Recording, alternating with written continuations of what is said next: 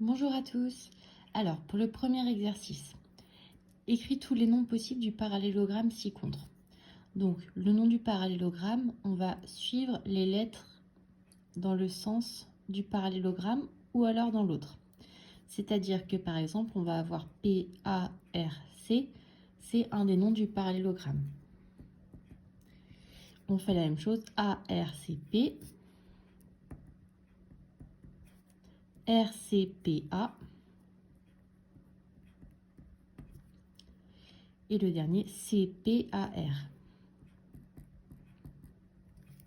Attention, une fois qu'on a fait ces quatre-là, on a aussi les quatre, mais dans l'autre sens cette fois-ci. Donc on va avoir P-C-R-A, C-R-A-P, R-A-P-C, et le dernier A-P-C-R.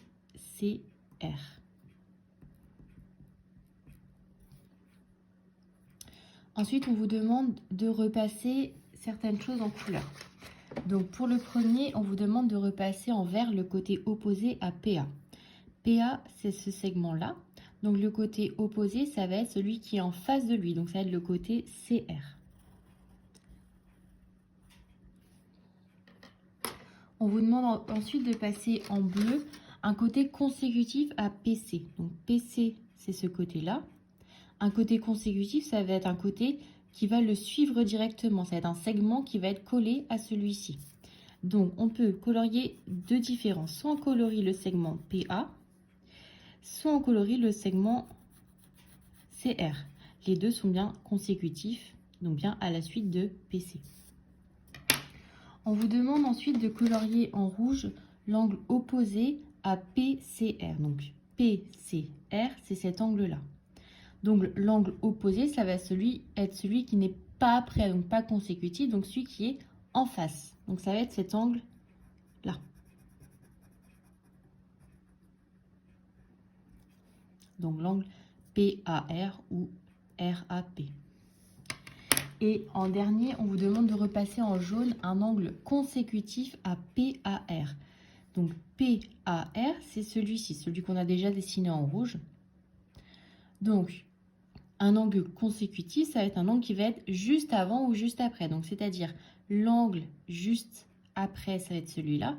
L'angle juste avant, ça va être celui-là.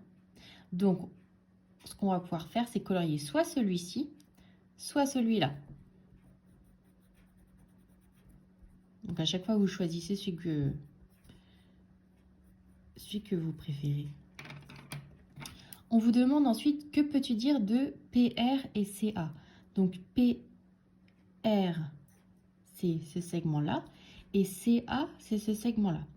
On a dit ici que c'était un parallélogramme, et on a vu dans le cours que si on avait un parallélogramme, alors les diagonales se coupaient en leur milieu. Donc, ici, on peut dire PR et CA se coupent en leur milieu, car ce sont les diagonales du parallélogramme.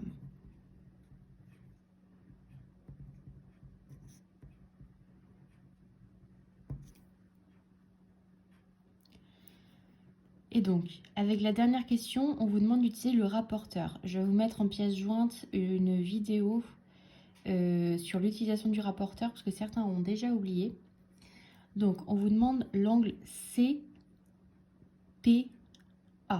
Je l'ai déjà fait avec certaines classes, et donc on m'a dit que c'était un angle de 124 degrés. Donc, que peut-on conclure des autres angles? On peut conclure ici que les angles opposés sont de même mesure. C'est ce qu'on a vu dans le cours. Donc, on va avoir l'angle que j'ai ici colorié en jaune et cet angle en jaune qui vont tous les deux faire 124 degrés. Donc, c'est-à-dire CPA, c'est la même mesure que l'angle ARC. Et donc, les deux font 124 degrés. Et on peut préciser en dessous, ils sont de même mesure.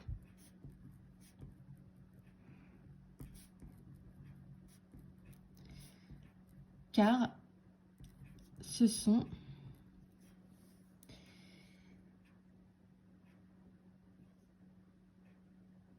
oui, donc je fais une grosse faute ici, hop, excusez-moi, car ce sont les angles opposés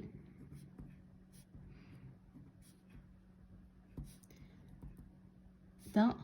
Alors, ce signe-là, si vous voyez que je le mets, ça veut dire parallélogramme. C'est juste que, vu que c'est très long à écrire, on peut écrire éventuellement ce signe-là. Attention, je le précise, surtout pas en contrôle.